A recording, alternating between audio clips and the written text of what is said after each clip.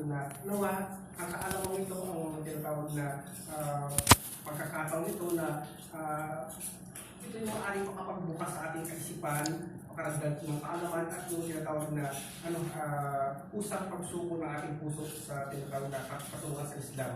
So, alhamdulillah, to recap natin, bawat isa nag-sharing, alhamdulillah, actually, sa mga narinig napakaganda at iba't ibang story ito. Actually, sinasabi sa katuruan kasi sa Islam, kung bakit natin naging topic, yung sinasabi ng Allah Subhanahu wa Ta'ala na ang Panginoon Diyos, ang Allah, meron kapamaraan na siya ibinibigay sa tinatawag na gabay. No? Nagbibigay siya ng gabay ng dalawang kapamaraanan nito. Ito na, yung tinatawag na, ang gabay ay tinatawag na i-inspire niya tayo mismo. Kumbaga, by heart, alam natin na gusto talaga natin, ako gusto ko talaga mag-Muslim. So, wala pa man nagsasabi sa atin patungkol sa Islam. Kumbaga, by heart, alam na natin to na gusto natin.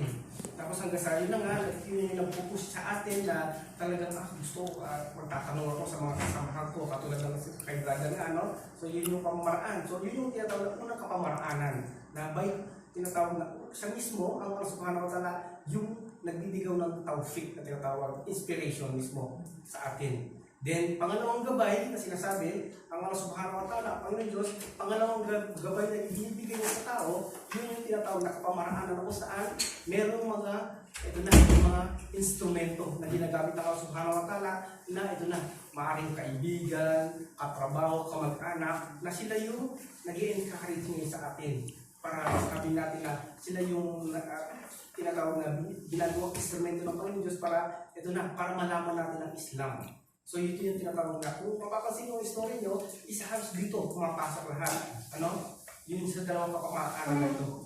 Alhamdulillah. So, both yun ay nagagalang sa Allah Subhanahu wa Ta'ala. Kaya naman, alhamdulillah, ito yung nice nating talagang laging papaalala, yung pagpapasalamat talaga. So, talagang, kasi, subhanallah, napakarami na yun lang, napakaraming tao na siguro sa pagkakataon ito, abala sila o natutulog pa sa ibang mga bagay, ano? Na wala namang may dudulot na kabutihan sa kanila. No? So, sa pagkakataon ito, kung bakit sinasabi ko na napakapalad natin, actually sinasabi na kapag ang pag-uusapan natin ay patungkol sa Panginoon Diyos, so sinasabi na ang mga anghel ay bumababa sila at nakapaligid sila sa atin. Hindi natin sila nakikita kasi part sila ng algae na tinatawag. Hindi nakarating ang algae na ito'y limit sa ating paningin. No? So, so sila yung tinatawag ng mga anghel na kung saan sa pagkakataon to, inilista nila yung ating mga ginagawang kabutihan. Maging ang ating pakikinig na ito. At ngayon, yung mga ilista nila kabutihan na bawat isa sa atin, bawat isa meron tayong individual na aklat, no? Sinasabi nga sa patungan sa Islam na ang kabutihan na ating nagagawa, isinusunod ng anghel sa ating kanan na isang anghel yun na taglay niya yung aklat ng kabutihan natin. Recorded yun. Maging yung pakikinig. Then, sa kasamaan naman, opposite. Kung yung isa sa right, anghel din siya, nasa left naman siya. Wala rin lusot. Talagang, kumbaga, detailed talaga. So, ano ang silbi ng mga listahan nito? On the day of judgment, tayo lahat ay naniniwala na pagkatapos ng buhay natin, lahat tayo mamamatay at huhusgahan tayo ng Panginoon. Kaya nga, day of judgment. Na kung saan ang mga aklat na ito yung gagamitin sa araw ng paghuhukom. No? So, naging mabuti ka ba o naging masama? So, yun yung tinatawag na silbi ng mga listahan na to. Kaya nga sa pagkakataon ito, sinasabi ko sa inyo na yung maging ang pakikinig natin, ito ay nire-record at inilista sa ating kabutihan. Subhanallah. So, kaya tunay na napakalaking pasasalamat talaga. No? At umaagos ang tinatawag na kabutihan sa araw na ito sa pagkakataon. Assalamualaikum. Waalaikumsalam. Email address nyo lahat? Ano po ito? Email address. Email address. Wala akong babasahin dyan. Sige. Ayan, so mamasya inshallah. So ngayon po, pagpatuloy natin. So yun yung tinatawag na isa sa mga dapat natin tinatawag na dapat masalamat na sa pagkakataon to. Bukod sa nakapag-almusal tayo, nakapagkape, yan na yan, kumbaga yan ay biyaya lang ng Panginoon Diyos din na alhamdulillah, part din ng mga tinatawag na pamamaraan. Nang dahil sa katuruan sa Islam, may mga Arabo, na mga Muslim na sa pamagitan ng kanilang kayamanan, pera, kaya ipinamamahagi nila ito sa katulad ng establishmentong ito. So ito yung mga kapamahalan na napakapanag natin kasi sa ibang lugar na mahirap ang kanilang bansa is walang ganito. Kaya talagang abos-abos ang biyaya natin sa pagkakataon ito. Alhamdulillah. Kaya sinasuggest ko sa inyo, every time, kahit sa isip nyo, yung pasasalamat sa Allah. Alhamdulillah, sabi ng Arabic yun. So palagi yan yun, palagi natin ibigkasin yun. So alhamdulillah. So ngayon, ito na yung nice kong input na patungkol sa tinatawag na kaalaman na sa patungkol sa Islam. So of course, kailangan na si brother, kahapon na nagsyahada, kahapon na nag-Islam. So kumbaga, from dating paniniwala na katulad siya, born again, ano? Although, ang born again ay kumbaga part lang din ng Kristyanismo yan. Ang sabi nga natin, kung iliwanagin natin, yung foundation pa rin sa Kristyanismo, yung paniniwala sa Diyos Ama, Diyos Anak, Diyos Espiritu Santo, ano? Na patungkol sa pagturing kay Hesus Cristo na Diyos, ano? Doon din napapanood ang tinatawag na foundation ng Christianity, kabuuan yun. Ngayon, ito na, paano tayo ngayon? Sabihin ba, ganun-ganun na lang ba yung pag-victim natin sa dating paniniwala? So, parang yata, no? Parang unfair yata yun. Since birth, ganyan yung tinuro ng magulang. Tapos may mga nagturo pa ng mga either pastor, pare, sa eskwela, no? So, sabihin na, paano na lang ganun-ganun ang nagbalik Islam na agad-agad niyan, binitawan yung tinatawag na paniniwalang ito. No? So, ito yung sinasabi nga ng gawin ng Allah. So, mismo ang Panginoon Diyos, may salita kasi siya. Sabi niya, so ito yung sinabi natin ng Tagalog. Sabi niya, kung sino daw kanyang gagabayan. No? Gagabayan, ano po? Walang sino man ang makapagpapagbigaw sa kanya. So, baga ito yung paghawakan po natin. Dahil baga kabilang tayo sa tinatawag na naggabayan. Tingnan niyo po, dito na lang sa unang statement ng Panginoon Diyos na salita niya, Word of God, napakabanal. Kaya dapat natin paghawakan to. Kasi tingnan niyo kung bakit natin pasalamatan to. Maraming tao, napakayaman pa nila. Nasa mataas na antas, politika, nasa mataas na tinatawag na sosyedad. Ngayon, marami namatay ng ganun-ganun lang. Na hindi nila nalaman ang Islam. Na hindi nila nakilala ang tunay ng Panginoon Diyos. No? Kaya tayo, bagamat hindi naman tayo ganun sa tinatawag na antas na napakataas ng level ng sosyedad o kaalaman is alhamdulillah, kabilang tayo sa mga dinabayan ng Panginoon Diyos. Kaya malaking pasasalamat talaga. So ngayon, karugtong doon sa sinabi niya, na sinabi ng Panginoon Diyos na kung sino man ang kanyang gagabayan, walang sino man ang makapagliligaw, subalit, sabi niya, may pasubalit siya. Kung sino man daw yung kanyang hahayaan na maligaw, mapariwara o mapasama, no? Wala din makapaggagawin pa sa kanila, maliban lang din kay Allah subhanahu wa ta'ala. Kumbaga, yun ay tinatawag ng warning naman sa atin. Kahit na although tayo nagbalik Islam na, no? Sabihin, hindi natatapos ang ating tinatawag na pagsampalataya sa Panginoon Diyos sa pamagitan ng tinatawag na pagbanggit ng salitang ito.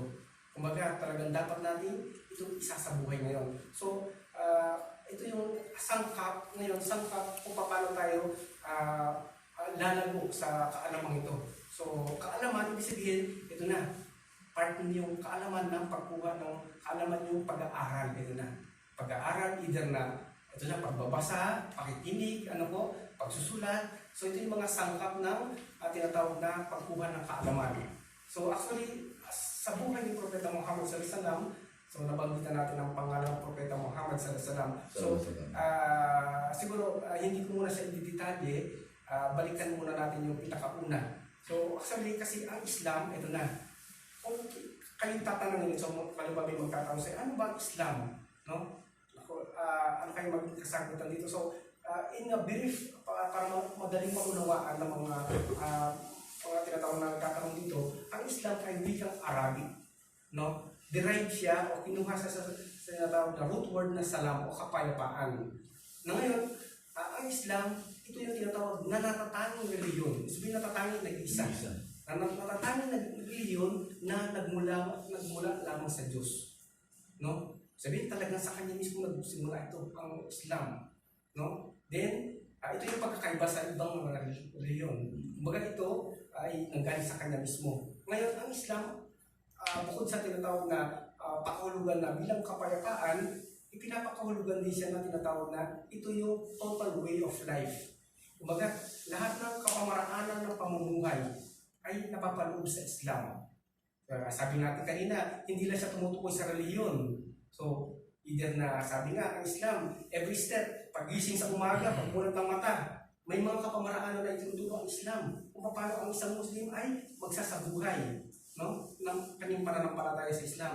So, pagmulat pa lang ng mata yun, hanggang sa tinatawag na every step, hanggang sa tinatawag na mamulat sa umaga, pagising sa umaga, 24-hour round the clock, no? Meron kapamaraanan na itinuturo ang Islam, kaya complete way of life, no? Ganun siya kakompleto. Kaya very interesting talaga siya. Kasi pwede rin sa pamilya, edukasyon, at lahat ng aspeto ng pamumuhay napapaloob sa Islam. Kaya very interesting talaga. Marami tayong matututunan. Yun. At para maunawaan pa rin ngayon, para yung tinatawag na papapakilala natin sa Islam, kung paano ito pag-aaralan. Sinasabi ng Islam, ikinukumpara ito sa isang bahay. Diba ang bahay ay may mga haligi, diba? Poste. So hindi matatayo ang bahay kung walang poste yan. So baka nagkamuka, diba? So ang normal ordinary bahay ay may mga poste na kung saan ito na. Yung unang haligi nito, ito yung tinatawag na pagsasaksi natin. Shahada na tinatawag na Arabic. So ang shahada, ito yung pagbabanggit ng tinatawag na banal na salita na sa wikang Arabic yung asyhadu an la ilaha illallah wa asyhadu anna Muhammad Rasulullah. So dito tayo ngayon, ano ba yung kahulugan nito? First pillar. So ngayon, pillar. Ano ba itong haliging ito? Consisting of, unang-una, pundasyon sa baba, di ba? Isabihin, ang isang poste, para maging matibay talaga yan, kasi pwede naman ang poste, magtayo na lang, di ba? So ngayon, sa Islam, hindi pwedeng itayo lang basta-basta. Ang unang posting ito, kailangan pundasyon pa lang is matibay na. So, kung ano ba ang darating mga pagsubok, hindi siya agad na babagsak. So, yun yung tinatawag na unang haligi nito. So, ito yung kagandahan sa Islam. First pillar pa lang, kailangan maging maliwanag na sa atin ngayon. Kung ano ba itong pinasok natin. Naku, baka napasama lang tayo dahil masaya or something na may mga benefits. So alhamdulillah, liliwanagin natin ngayon. So first pillar of Islam, na ito yung pagsasaksi natin na sinasabi natin na walang ibang Diyos. Ako sumasabi, sabi natin na patibayin pa natin, ako'y naniniwala o nananampalataya. Ako'y nanunumpa na walang ibang Diyos. Walang ibang Diyos. No? So dito, sa pag sinasabi yun, dito unang papasok yung unang konsepto na kailangan, ito na, yung mga dating maling katuruan. Maling katuruan sa patungkol sa pagturing sa Diyos, kailangan mabitawan yun. Masakit man, sabi ko nga kanina, kahit na since birth, yun yung tinuro sa atin ng ating mga mahal sa buhay, no? Naging parte ng ating buhay, no? Pagsimba sa linggo, pagpunas-punas sa mga santo-santo. So, yung mga bagay na yun ay talagang may kamalian po talaga doon. So, hindi naman natin talaga sinisiraan sila, is talagang, tignan nyo na lang, main foundation ng Christianity para liwanagin natin. Actually, hindi lang naman Christianity ang liliwanagin natin dito. Lahat ng pananampalataya, magbabase tayo sa salita ng Panginoon Diyos. So, yung katuruan na sinasabi na, A'udhu billahi minasyaitonir rajim, Bismillahirrahmanirrahim. Sabihin nito, ako nagpapakukup sa Allah, laban sa isinumpang Satanas. Sa ngalan ng Allah, ang pinakamabagin at ang pinakamuhin. Sinabi ng Diyos, sabi niya, Kul huwallahu ahad, wikang Arabic, no? At ang tinatawag na revelasyon na ito ay sa pamagitan ng Allah subhanahu wa ta'ala, sa kataas-taasan ng higit pa, no? Iniutos niya kay Angel Gabriel ang salitang ito, ang revelasyon na ito.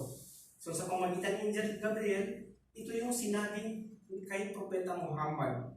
Noong time na mayroong nagtanong, sino ba si Allah, sabi niya? No? Bakit nyo tinuturing na Diyos yung Allah? No? So ito yung tinatawag na naging kasagutan, na ito yung kasagutan na nagmula mismo sa Panginoon Diyos. Sabi doon, unang-una, Kul huwallahu ahad. sabihin mo, O Muhammad, siya ang Allah ang nag-iisa. No? Sa Islam, pagka sinabing isa, talagang maliwanag na isa lang. Siya lang ang Diyos, siya lang ang Allah, siya lang ang dapat dadasalan, wala nang iba. So, ganun katatag, ganun kaliwanag. So, tingnan natin, ito na, ikukumpit na natin ngayon. Hindi lang naman Christianity kasi focus lang muna tayo sa Christianity, ang mga dapat natin liwanagin dito. Bakit po sinasabi ng kamalian talaga? Kasi, tingnan nyo, main foundation ng Christianity, paniniwala sa Diyos Ama, Diyos Anak, Diyos Espiritu Santo. Isa lang daw yun. Diba? So, considering, tanggapin natin yung kanilang paniniwala na isa lang talaga yun.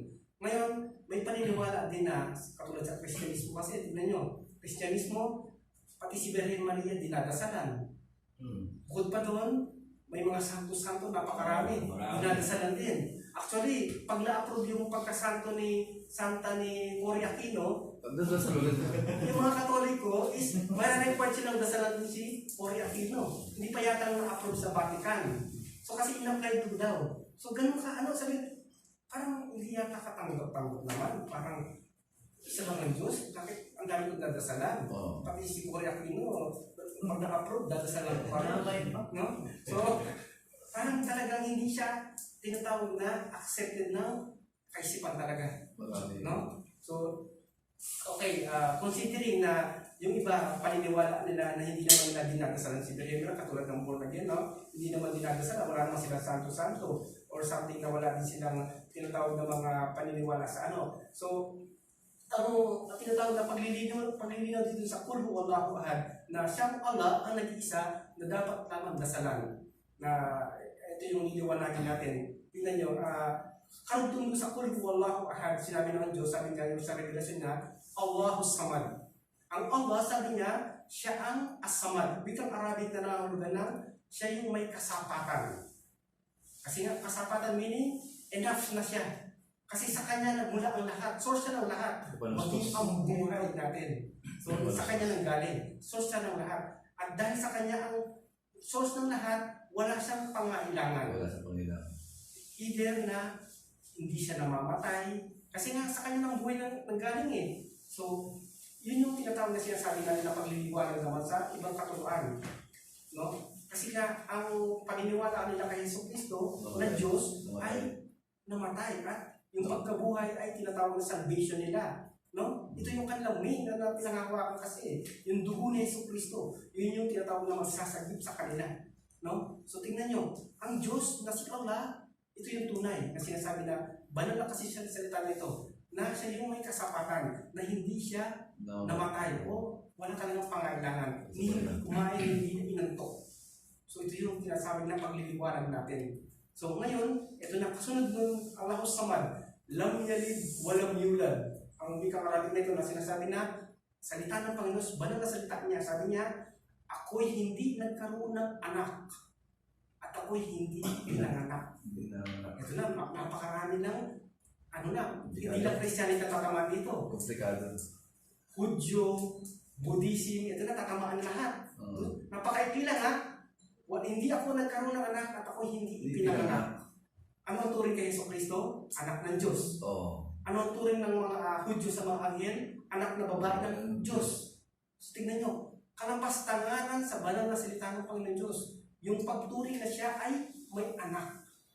So, ganun din ang pagturing na sa mga Buddha or sa si Buddha ay anak din ng Diyos. No? So, sabihin talagang very universal ang banal na salita nito eh.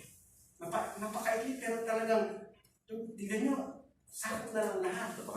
Napakabigat na salita. So, dahil banal na salita. So, sabi nga niya, sa katulong sa Islam, napabanggit sa Quran din na napabanggit doon.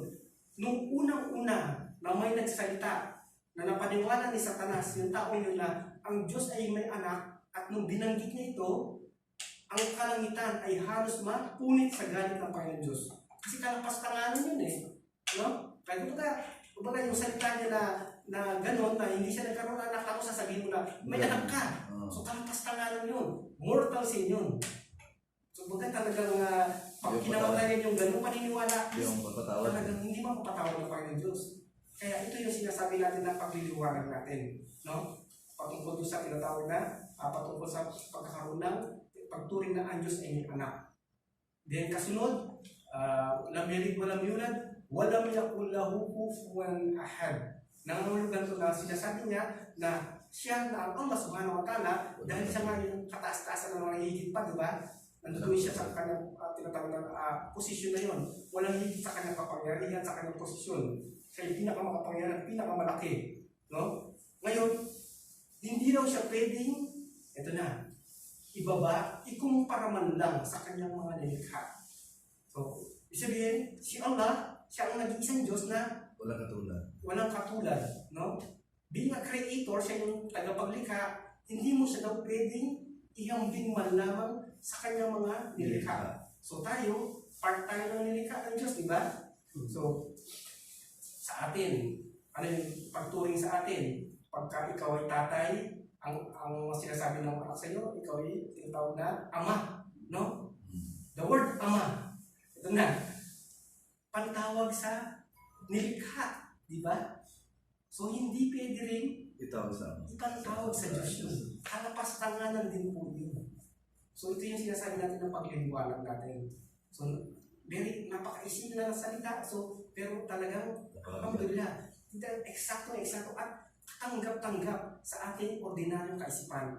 Kumbaga, napakaikli ng ating kaalaman na ito yung, ito yung mga level na binigay ng Panginoon Diyos sa atin, pero nasasaklaw niya. Nauunawaan ng ating kaisipan. Ito na, ang tanong, ito na, yung pagtanggap ng ating puso sa kaalaman na ito. Ito yung question number 3. So kasi marami nakakaalam na ng mga salitang ito. Subalit, ito na, bakit may hadlang sa kanilang puso? Bakit hindi nila matanggap? So ito na yung tinatawag na question. Kaya nga, ang tinatawag na kasagutan dito, ang Diyos, dahil sa Kanya nanggaling ang lahat, kaalaman man, lahat-lahat. Ang kasagutan dito, yung babalikan natin na sinasabi niya na kung sino man ang Kanyang gagabayan, walang sino man ang makapaghiligaw. So either man ang puso natin ay matigas, ano po? So may mga tao, ito may istorya na lamang, ano? Para malibang din kayo. Sa panahon ng Propeta Muhammad sallallahu alaihi wasallam, ito na, si Propeta Muhammad sallallahu alaihi wasallam, siya ang pinakahuling propeta. Sino itong mga propeta ito? Ang mga propeta katulad ni Noah, no? Abraham, Ismael, Isaac, napakarami. Sabi nga, ang bilang nila is almost 124,000. Napakarami nila. No? Kasi generation by generation, ang Panginoon Diyos ganun yung habol niya sa tao eh. Ayaw niya maligaw yung mga tao sa pananampalataya sa Kanya. Kaya naman, bawat generation, pumipili siya ng mga tao na sila yung inatasan niya ng trabaho bilang sugo at propeta. Na ang kanilang mensahe ay ang La ilaha illallah. No? Walang ibang Diyos na karapat dapat sambahin maliban lamang kay Allah. So yun naman po ang tinatawag na mensahe na ipinarating sa mga propeta. So ito na, istorya. Noah. Ano yung natatandaan yung story about Noah? Noah's Ark. Siguro, ano yung Siya yung sinabihin ng Diyos na iligtas yung mga hayop, yung mga taong may iniwala. Dahil nga daw mag-ano ang Diyos ng baha. Okay, very good. Gano'n sa sanlibutan. Very good. Eksakto yun. Alhamdulillah. Ngayon, yun yung katuan, no, sa Bible. Talaga nababanggit talaga yun. Eksakto yun. Ito na, ang tanong, ano kaya yung rason kung bakit nagalit ang Diyos at nagpadala ng baha? Parang, kasi ang isang pamilya lang naligtas eh. Yung pamilya lang ni Noah, di ba? At yung mga hayop na kanilang dinala sa barko. So ngayon, ito na yung istorya. Istoryahan na lang tayo para at least malibang kayo. So ngayon, sinasabi kasi sa detalyado talagang Islam, napaka-detalye, sabi na complete will of life talaga siya. Kaya sasabi, ang Quran consisting of kasaysayan, batas ng Diyos, at tinatawag na nangyari na sa mga nakalipas at yung mangyayari pa sa hanggang sa araw ng paghuhuna. Kompleto talaga. Talaga pag-aaralan na lang natin, ipapractice na lang talaga natin siya. Ngayon, ito na, panahon ni Noah, Propeta Noah, alayhi wasalam, kung ba talagang binibigyan din natin ng danga yung kanyang pangalan bilang propeta, kung makanilawa ang kapayapaan, na sinasabi na, noong time ni Noah, ito na, doon nag-start yung mga tao na gumawa ng letrato, rebulto, at dinasalan. Yun yung starting, origin ng mga images. So, siguro mas detalyahin ko pa kung bakit, ano ba images yung tinatawag na ginawa ng mga tao yun. Kasi, nung panahon ni Noah, mayroong 4 na namumuno. 4 sila namumuno, kumbaga, ano to siguro, ano yung sabi natin, president or sabi ng vice president, namumuno sila sa nasyon ni Noah. Ngayon, marangal yung mga tao yun, matutuwid yung mga tao yun, religious din sila. Ngayon, ito na, namatay sila. Minahal sila ng tao. Of course, kumbaga sa Duterte, talagang the best yan. Talagang, sabi nga, kahanga-hanga yan. So, yung mga tao yun, kumbaga, very pious sila namumuno. Mga makakarungan ng pinuno sila. Ngayon, nung namatay sila, ito na, minahal sila ng tao, ito na si Satan, pumasok si Satan. Alam niyo ang trabaho ni Satan, ano sa pelikula, di ba? Kung may kontra may bida. Si Satan talagang very active siya eh. O, si Satan, ito na yung bulong niya. Yung mga pinuno niyan, mga relihiyoso yan. Para maalala nyo na, gawin nyo ng letrato para maalala nyo muna. So, mga tao, of course, ito na, nagkaroon sila ng idea eh. No, sa bulong ni Satan. Para maalala natin. Gawin natin sila ng mga letrato. Ito na. Next generation, ibig sabihin, lumipas ang panahon. No? Yung mga lolo niya, namatay na yung gumawa ng letrato. Ito na yung paraan ni Satan, unti-unti. Bumulong siya. Kaya ginawa ng mga lolo niya ng letrato yung mga taong yan kasi very religious yan. Tunay naman, talagang religious talaga. Bumaga talagang very pious person yung mga tao yun. Ngayon, ito na yung bulong. Noong una, para maalala lamang, ito na. Dahil sila ay mga religiyoso, yung mga letrato niyan, yung mga panalangin ninyo, kung may pangangailangan sa buhay, ipaabot nyo sa kanila at makakarating sa Diyos. So ito na, napaniwala ni Satan yung mga next generation, yung mga apo. Kaya, that time, yung mga letrato, kung dati inaalala lamang, ito na. May dasal na involved. So ito na, yun yung sinasabi natin na, at bukod pa doon, next generation, hanggang umabot sa gumawa din ng rebulto sa mga tao yun. So ngayon, ito na, nagpadala ng mensahe ng Diyos kay Noah. Kasi ang mensahe ng Diyos, sabi niya, ibinigay kay Noah, La ilaha illallah. Walang ibang Diyos na dapat sambahin, maliban lamang sa Kanya. Siya lang ang Diyos na lang dadasalan. No? So, at ang katunayan, wala pang nakakakita sa Diyos. Wala pang nakakakita sa Diyos. Maging ang mga propeta ito, hindi pa nila nakita ang Diyos. Kaya, any image na isusulat ko dyan, wrong. Lahat ng email, kahit na imagine mo na patungkol sa Diyos, wrong. Kasi wala pang ibinigay na tinatawag na imahin ang Panginoon Diyos sa atin. No? Hanggang sa panahon ngayon, maging ang mga propeta, malalapit ang sila sa Diyos. Kaya ito na yung mensahe ng Diyos kay Noah. O Noah, balaan mo ang mga sambayanan mo na sumasamba sa mga letrato at rebulto. Nagagalit ang Diyos.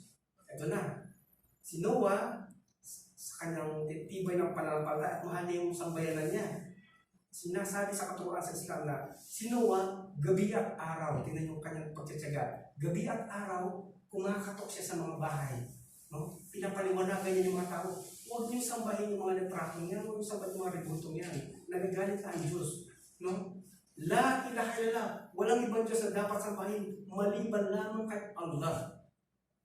So alam niyo yung tinatawag ng pag-imbad na pagpapaliwanag noon yun, umabot yan ng 950 years. Kasi ang buhay nila noon mahaba pa. So actually yun yung tinatawag, yung 950 years na yun lang yung tinatawag na buhay niya na nagpapaliwanag sa mga tao. Walang naniwala.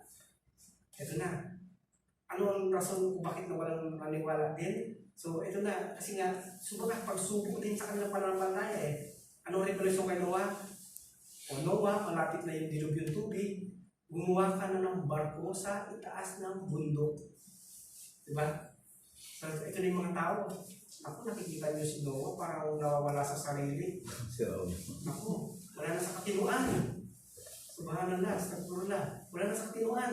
Gumagawa ng barko sa itaas ng bundok. So, kaya, ito yung sabi natin na, tapos yung mensahe niya, la ilaha illallah, paniniwalaan nyo, Huwag niyo paniwalaan, wala na sa katinuan. So, yun yung sinasabi natin na naging pagsubok noon sa kanilang pananampalataya na kung talagang panghahawakan nila.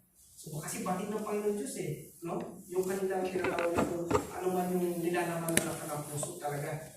So, malit na pagsubok lang yun. Pero tunay na alhamdulillah, kahit yung revelasyon kay Noah ay talagang makatotohanan. No? Kaya ito na, naganap yung malakas na ulan. Walang tigil. So hanggang sa umabot yung baha sa pinakamataas na bundok. So yun yung sinasabi natin na talagang alhamdulillah, sa gabay na Subhanahu wa Ta'ala ay naligtas yung kanyang pamilya. No? Maliban lamang sa kanyang Maliban anak. lang dito sa tinatawag na anak. Kanyang anak ko. No, so, alhamdulillah. So, ang highlight natin dito, tingnan nyo, sa Bible, hindi talaga kumpleto ang naging istorya.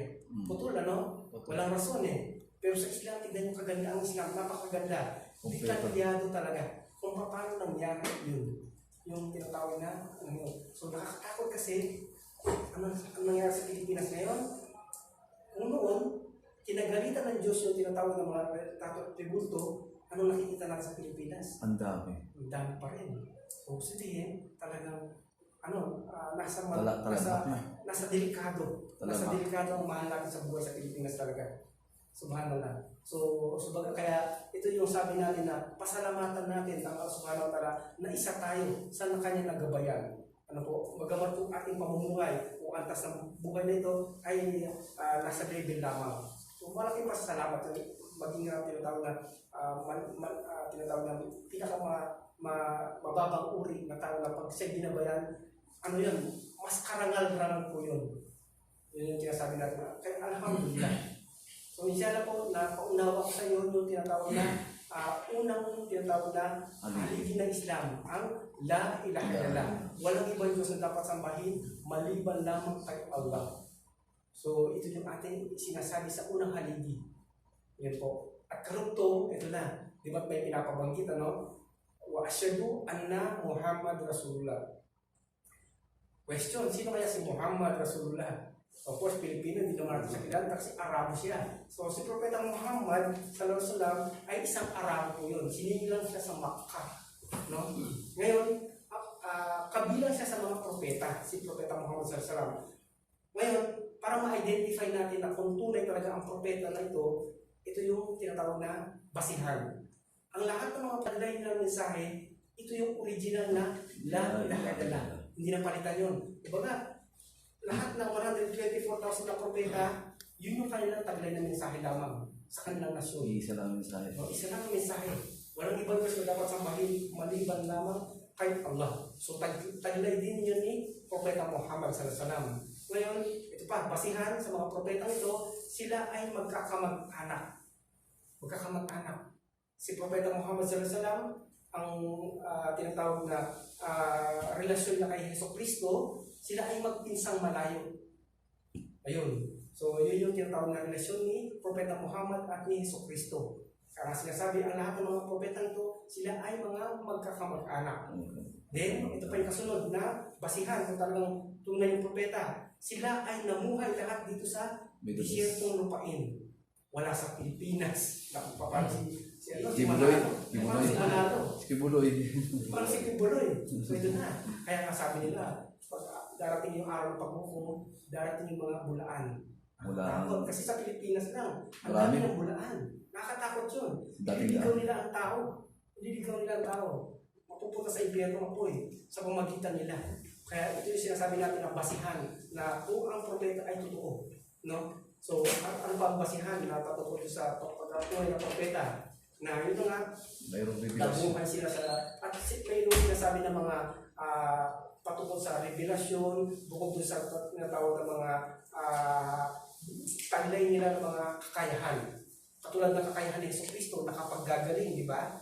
So, katulad naman ni Propeta Sulaiman, nakakausap niya ng mga katulad ng mga engkanto, nakakausap niya ng mga langgam, ang mga ibon, si Haring Sulaiman. So, ito yung mga skills nila. Si Propeta Moises, may baston siya na yun yung ginagamit niya sa tinatawag na mga mahiwalang bagay. At yung kamay niya is nagliliwanag. Ano po? Nagliliwanag yung kanyang kamay.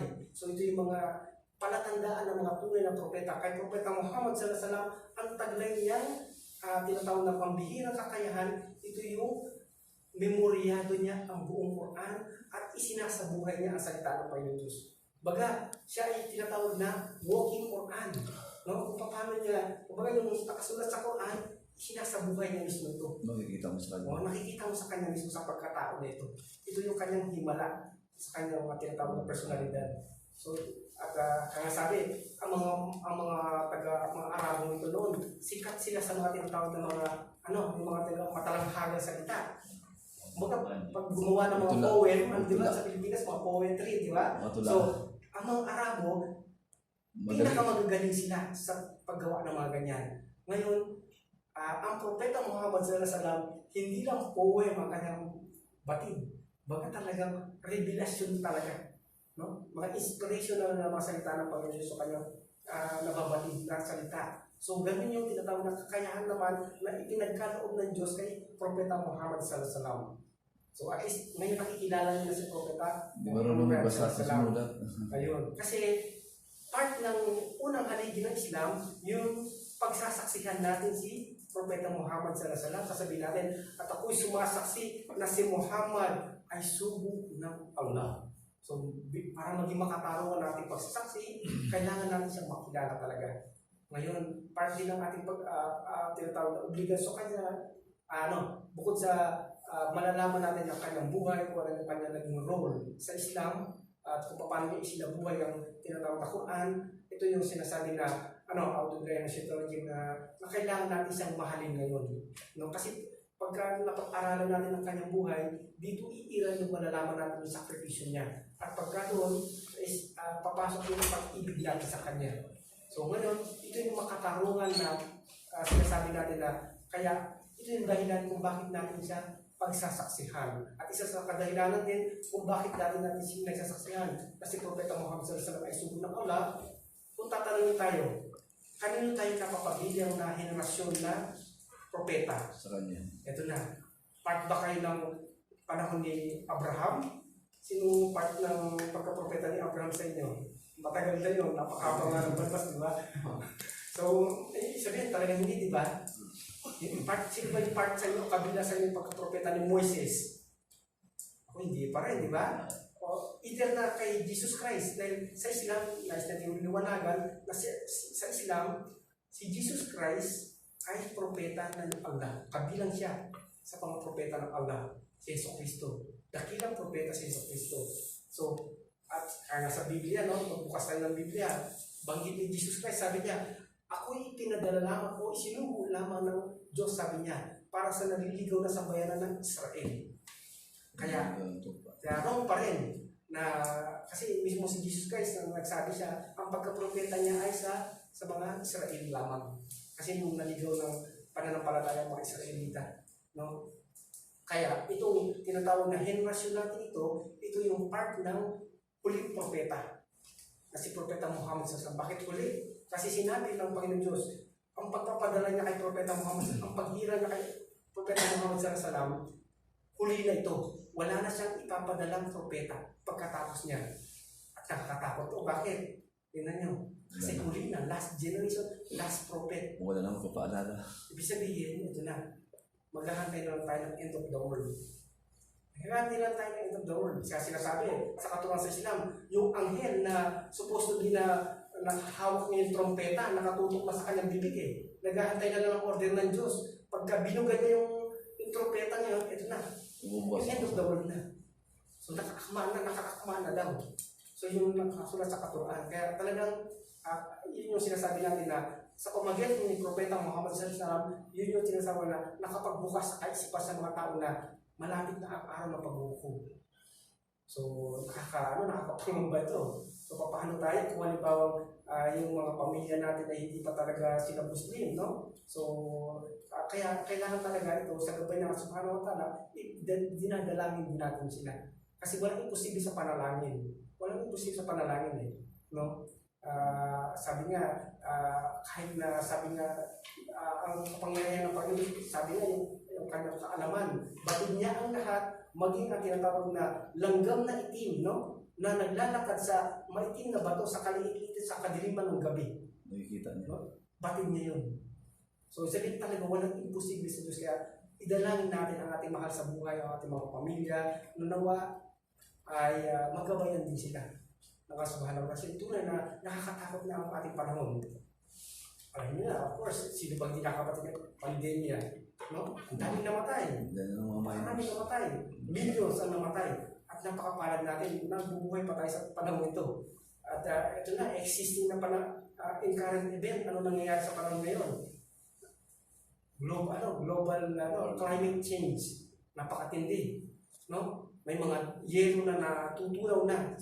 Ngayon, ang bukod pa doon, may mga temperature na napakataas na nasusunog yung kanilang mga bansa. Spain, napakaraming namatay. So, climate change na pala, may mga karagatan na natuyo at nakita yung mga masjid sa ilalim. So, noong unang panahon pa yun. So, napakatinding kung gusto din sa mga senyalis na kasi ito, na talagang tunay, ito na papalapit na tayo. So, sinasabi ko sa lahat naman ay naniniwala na magugunaw ang mundo. No? So, sa Islam lang, napakadetalyado talaga. At sinasabi nagbabase tayo sa prophecy talaga ng Propeta Muhammad sallallahu alaihi wasallam. Mga senyalis tayo nagbabase. Wala tayong tinatawag na year 2020 or something na wala tayong ganoon. Walang ineksakto. Kasi maging ang mga anghel, sinasabi na maging ang mga anghel na malapit sa Diyos, hindi nila batid ang araw ng pagkagunaw ng mundo. Hindi nila batid. Maging ang mga propeta hindi nila batid. Nagbigay lang ng senyalis ang Diyos na pagka nakikita nila ito, nagtataasan ng mga gusali, So nakikita na. Pagdami ng kababaihan. Ito na, pagdami ng mga kababaihan, more than sa mga kalalakihan, No? So tapos yung mga pag-accept ng mga tinatawag na pambabatas na accept na nila yung pagkasal ng kapwa lalaki, no? Mga bansa nila na matatalino, sila, napaka-taas na kanyang edukasyon. Sa batas nila, papayagan nila yung pagkasal ng mga gano'n. So, nangyayari na, no?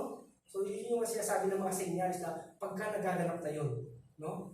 Eh, talagang ito na, tunay na papalapit na tayo. So, alhamdulillah, malaking pasasalamat pa rin sa atin na tunay na tayo ay ginabayan ng Panginoon Diyos. So, alhamdulillah. At sasabi nga na yung mga naganap ng una, mga matagal na naganap na yan. Kumbaga tayo ngayon, sa panahon natin ito, mapalad lang tayo na may pagkakataon pa tayo na alamin ito. At yun na nga, importante kasi dito sa panahon natin ito, hindi tayo mag-aaksaya ng panahon. Kasi kumbaga, ang oras ay napakabilis, no? Yun ang sinasabi niya, isa sa senyalis din. Ang pakiramdam daw sa isang buwan, or sa isang taon, parang isang buwan lang. Pakiramdam mo, napakabilis talaga. Yung isang buwan, parang isang linggo lang. Yun din ay bakas na, ito na. Talagang pinabibilis na ang panahon. Talagang ito na.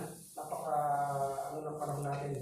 So, at balik tayo sa tinatawag na unang haligi ng Islam, asyhadu an la ilaha illallah wa asyhadu anna Muhammad Rasulullah. Ano ang reward dito? Ang reward dito, kapag binanggit mo ito, nang tausan yung puso at isipan, sa katotohanan sinasabi na, sino man ang makabanggit nito, ang lahat ng kanyang mga kasalanan, from the present up to the past, patatawarin ito ng Panginoon Diyos. Ibig sabihin, magpapanibago ng listahan ng kasalanan. Ngayon yung mga nagawang kabutihan dati pa, yun ay hindi buburahin. Magpapatuloy po yun. So, kaya naman ang nagbabalik sila, sinasabi na para siyang bagong silang dahil nga walang bahid kasalanan. Kaso nga lang, magiging maingat ka na ngayon. Of course. Kasi talagang, kumbaga, entitled ka na sa mga tinatawag na punishment at iba pa. Kumbaga sa trabaho, pag gumawa ka ng kapalpakan, talagang sabi nga, may kaparusahan. So, magiging maingat na lang talaga. Kasi malaking reward na yan na ibinigay sa atin. Na hindi mababayaran ng pera, pinakabayaran man dito sa daigdig na to, na bayaran niya yung Diyos na para mapatawad sa kasalanan niya, para mapasok sa paraiso. Walang lagay-lagay. So, yun yung sinasabi natin na walang palakasan. So, sa Islam, sinasabi nga na, kumbaga, very transparent.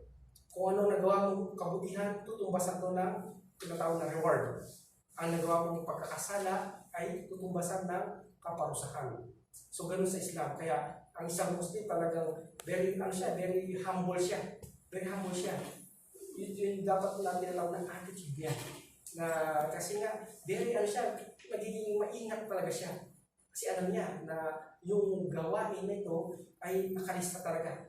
No? At kumbaga subject for talaga on the day of judgment. Yung tinatawag na pagharap dito at pagbabayad dito. Ayun. So alhamdulillah, natakil natin yung patungkol sa first na haligi ng Islam. So, unang haligi pa lamang ito. Yung asyhadu an la ilaha illallah wa asyhadu anna Muhammad Rasulullah. Pagka binanggit nito ng tao sa inyong puso, ito yung tinatawag na sinasabi nga ang la ilaha illallah, ito ay susi sa paraiso. Susi para sa paraiso siya. Kaya sinasabi na, tignan nyo, actual dito sa Saudi Arabia, tignan nyo, sa mga highway, mapapansin nyo, no, yung sa mga expressway dito, may mga pulis na talaga nakabantay sila. Hindi wala naman silang binabantayan sa custody talaga. Pero anong inaabangan nila sa mga highway? Yung may mga minsan may mga aksidente na sinasabi na, kasi sa katuwa sa Islam, yung mga naghihingalo, mapagbanggit mo sila ng la ilaha illallah, makakapasok sila sa paraiso. Nasa katuwa kasi yun. Kaya yung mga pulis dito, yun yung sinasabi nila na nakabantay sila sa mga, of course, talagang hindi maalis yung mga aksidente, no? So isa yun sa mga binabantayan din nila. Yung mga tinatawag na, of course, piniprevent nila yung aksidente. Pero dahil aksidente nga, maaaring mangyari, yun yung sinasabi ng automatic response nila. Kapag may aksidente na pinapabanggit agad nila yung la ilaha illallah, Muhammad Rasulullah. Kasi sa katuwaan na sila ay makakapasok sa paraiso kung mababanggit nila. Kaya yun yung isa sa sinasabi na kailangan talaga palagihan din ito binabanggit. Ang la ilaha illallah. Sige, pagkitin nyo. La ilaha illallah. Kailangan natin pa-practice natin ito. Palagihan. At may gantimpala dito. No? La ilaha illallah. Walang ibang Diyos na karapat dapat sambahin maliban lamang sa Allah. Banal na salita ito. Banal na salita. Na sinasabi na ang katumbas ng la ilaha illallah, kinumpara ito sa timbangan. Kung ititimbangan mo sa bagay, sinasabi na ang la ilaha illallah, ikumpara natin sa timbangan. Nilagay sa kanang timbangan. La ilaha illallah dito ha. Ngayon, para magkumpara kung gaano siya katimbang, yung bigat niya, nilagay sa kaliwang timbangan ang daigdig, the world, at nilalaman nito. Para doon nga lang, bigat na, diba? So, daigdig at nilalaman nito. Mas matimbang pa ang salitang la ilaha illallah dahil ito'y banal. So, ganun siya katimbang. Kaya sabi sa inyo, palagi niyo babanggitin. No? La ilaha illallah. Kasi mother ko, sinasabi ko, pinapaalala ko lagi sa kanya eh. Nababanggit mo may la ilaha. Oo, la ilaha illallah. Pag-isip sa umaga, la ilaha illallah. Ngayon, so, meron isang mahal sa buhay. Pagka sila papapabanggitin niyo palagi. Kasi yun yung mga tinatawag na napapractice niyo na salita, yun yung sa pag-aaral kasi, yun kung ano yung pinapractice natin, ginagawin natin, inugali natin, tumatatak sa kaisipan yun. Kaya, minsan kahit na mabigla tayo, automatic, yun ang nagiging response, la ilaha illallah. Kasi nakatatak nakatatak. So, mahirap, pagka mura yung napapractice, pagka nadulas, namura na. Namatay, saan sa pupunta? Namatay, nagmura, saan pupunta yun? Diba? So, sabihin yung sinasabi natin na dapat natin isinasabuhay. Napakaganda talaga ng Islam. Ito yung kagandahan ng Islam. Kaligtasan. Bakit kung nasasabing kaligtasan, tignan nyo? Ang Allah, tignan nyo, kung Christianity tayo or sinasabi na, kasi paniniwala kay Jesus, di ba? Diyos, di ba? Tignan nyo, paano yung question dito? Sinabi ni Jesus Christ, Diyos ko, bakit mo ako pinabayaan? Hindi na tawag siyang Diyos. At sinasabi pa na, si Jesus Cristo, lumayo siya sa karamihan at siya nagsagawa ng pagdarasal na siya nagpatira pa. So, tingnan nyo, kaya ang Islam, napakasigurado, 100% na kaligtasan. Kung kanino nagdasal si Jesus Cristo, doon tayo nagdasal, kay Allah. Kaya si Allah, Diyos ni Jesus Cristo, Diyos ni ng mga propeta. Kumbaga, God of all prophets si Allah. Diyos ni Virgin Maria at lahat pa. Diyos ng Kaya mga ang pamilya. Allah sinasabi na bilang pagkaangkin niya, sabi sa katuruan sa Islam na siya yung Rabbil Alamin. Ibig sabihin, siya ang Panginoon ng lahat ng mga nilalang. So, yun yung tinatawag ng isang matibay, napakatibay na, kaya ang isang Muslim talagang, yung pagturing niya sa Allah, napakatibay talaga yan. Ako, napakatibay yan. Talagang ibubuhis niya ang buhay niya para kay Allah. Example, lapu-lapu talagang binuhis niya ang buhay, no? Para kay Allah talaga. So yung sinasabi natin na na talagang yung dahil nga sa talagang may proof talaga, may pruweba talaga na dapat natin talagang panghawakan to. Kaya la ilaha illallah. Walang ibang Diyos na dapat sambahin maliban lamang kay Allah. Yun. So inshallah na paliwanagan ko kayo, naging maliwanag sa inyo, yun yung unang haligi ng Islam. Na nawa ay mapatibay pa natin ito. Mapatibay pa. Sabi ko nga, pundasyon. Kailangan talagang dito pa lang is matibay. Talagang itatayo ng matibay. Kung ano man, kung mauli man sa Pilipinas, pagka natalim na sa puso't isipan, kasi based on experience, ito na istoryahan na naman tayo. Kasi sa ako noon, nakapag-embrace ako sa Islam, way back 2011 sa Abu Dhabi ako noon. Abu Dhabi. May similarity kami ni brother nung kami ng Islam na gusto ko talaga ng Islam. Sabi ko wala pang nagtuturo sa akin pero gusto ko talaga, sabi ko gusto ko mag-Muslim. Sa Pilipinas pa lang yun, nakating Abu Dhabi, so nagkaroon ng chance, no? Nakikita natin mga nagdadasal. So sabi ko talaga, kaya doon ako nakapag-embrace. Ngayon, eto na, yung pagbalik sa Pilipinas. Bagamat kasi open country, open country ang Abu Dhabi, Dubai, makakaano na yan, nakatabi na yan So, open country yan na wala namang katulad ng ganito ka-active na nagtuturo. Doon, may establishment ban, talagang lalakbayin mo yun ng malayo. Baga, mag-spend ka ng pera, mag-spend ka ng oras talaga para makapag-aral lang. At iba yung program doon. Kasi nga, open country. Hindi katulad dito na talaga maraming Islamic Center, maraming activity dito na ipinapamahagi ng libre, no? Napakaraming biyaya dito. So, pag uwi sa Pilipinas, although yun na nga, hindi pa tayo matatag o yung kaalaman natin, maliit pa lamang, pero naging maliwanag sa akin yung pagsamba kay Allah, la ilaha illallah. Yun yung natalim sa akin. So, kaya naman, kumbaga, kahit saan man yun, kaya yung salita ng Diyos, sabi niya, di ba? Kung sino man ang kanyang gagabayan, walang sino man ang makapagliligaw, di ba? So, nauwi ako sa Pilipinas, no? Sa pag-uwi sa Pilipinas, nagtataka ako. Bawat punta na lugar na pupuntahan ko, mayroon akong kapitbahay na Muslim. Yung sa pang tinirahan namin, ding-ding lang ang pagitan. Yung kapatid, Muslim. So, nagtataka ako, sabi ko, ito yung sinasabi ko sa'yo, na panghawakan natin na salita ng Diyos, na kung sino man ang kanyang gagabayan, di ba? Kaya ako noon, sabi ko, uwi ako sa Pilipinas, meron kaya ako, paano ko maipapractice ang patungkol sa pagsamba? Pero wala naman Muslim or something ano. So yun yung sinasabi na bakas, no? Kaya panghawakan po natin. Kaya pag natanim ang la sa ating puso, yun yung sinasabi natin na magbibigay na ng gabay, patnubay sa atin. Sa lahat man mapupuntahan natin. Yun, magpapatatag na yun sa atin kasi talagang sa Pilipinas masusubukan Sa masusubukan na napakaraming haram, napakaraming pinagbabawal sa Pilipinas. Pero of course pagka natanim na yung la ilaha illallah sa atin, yun na yung sa atin, magpapatibay sa atin. Mismo na tayo mismo yung aayaw sa mga alak, kung ano pa man, no? Tayo mismo ang iwas dito. Ayun po. So, i-share ko lamang kasi nga, kumbaga nire-relate natin yung mismo salita ng Panginoon Diyos na panghawakan natin yung kanyang salita na kung sino man ang kanyang gagabayan, walang sino man ang makapagliligaw. Ayun. So, tunay talaga napakaganda ng Islam po. Kumbaga, by accepted ng isip at madali tanggapin ng puso. Kasi very practical siya. Maunawaan mo talaga. Detalyado.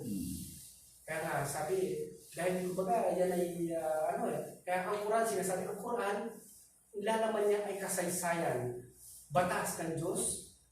Dito sa batas, tingnan niyo kung gaano kaganda ang Islam. Batas ng Allah, kapag ka makakasama sa atin, haram, makakasama sa atin Pinagbabawal na yun. Alak, sugal, no? Prostitution, makakastig ka dyan eh. So makakasama sa atin pinagbabawal na yun. Ngayon, sa batas niya, pagka makakabuti naman sa atin, yun yung kanyang ipinag-uutos. Magdasal ka, tumulong ka sa magulang mo, magalang ka, no? So, yun yung mga tinatawag na makakabuti sa atin, ito yung kanyang pinag-uutos. Talagang pabor sa atin, no? Yun yung sinasabi natin na kagandahan ng Islam, no? So, Quran, nilalaman ito yung batas ng Diyos, tinatawag na mga kung paano yung mangyayari na nakasulat sa kasalukuyan at yung mangyayari pa. Sa Kung inaharap. future, Sa inaharap. no? Kung paano tayo makakapasok sa paraiso. No? Talagang kumpleto na. Napaka-kumpleto niya. History ng mundo. Talagang by history din, no? History Sige, ng mundo. maganda mo pag-usapan din history. No, total, may experience ka na sa... Actually, history, parang nag-aaral na tayo sa eskwela, di ba? History, ano ba yung kasaysayan ng Pilipinas? Sabi nga, lapu-lapu. Ano ba yan? Totoo ba yan? Paki-istorya mo, bro. History na naman tayo. History naman tayo ngayon. Ayun sa aking pag-aaral, nung ako sa Alcobar, na sabi ng tuturo sa akin doon, sabi na, ang Pilipinas ay dating Muslim country. Nandiyan yung mga bakas ng mga Islam, katulad ng Manila, dati yan ay Shia Manila. Ang ibig sabihin ay, ikaw ay gabayan ng mga Shia Manila. Ngayon, wala na yung Faye, naging Manila na sa naging capital city na ng ating sa Pilipinas. At saka yung ating mga ninuno, gaya ng Dato Puti, Dato Patiburo, ang 10 dato at lahat, si Sulaiman, Datong Sulaiman. Sila yung mga Muslim na nagpagtanggol dati sa paglaban sa atin sa Kastila. Ayaw nila tanggapin ang panampalataya ng Christianity. Dahil ang ating mga ninuno naniniwala na may nag-iisang Diyos na sinasamba. So kaya sila nagpaglaban. Dahil nga sila ay natalo sa Luzon at sa Visayas, umatras sila na umatras hanggang sa Mindanao. At saka napag-isipan ng lahat ng tribo sa Mindanao, kaya nga hindi sila nasakop, na makipaglaban sila hanggang sa huli nilang hanggang na sila ay nanalo. Hindi ito nasakop ng mga Kastila. So, ang galit ng mga Kastila, binaling nila yun sa Visayas at Luzon. At hindi yumakap sa cross, ito na ayaw tumanggap ng Christianity, siya ay inupugutan ng ulo ng mga Kristiyano. So, pinapatay sila. So, pinag-ano ng mga Kastila ang kanilang panampalataya, sinakop tayo nila sa pamagitan ng kanilang pagwersa sa atin na tatanggapin. Kaya tayo ay nagiging Kristiyano noon. At ating mga magulang dahil wala na silang choice, papatayin sila. Kaya ngayon tayo, alhamdulillah, nandito tayo dahil nagbalik Islam tayo ng Philippines, bumalik tayo sa tama ng iba ng pagkain. Masyaallah.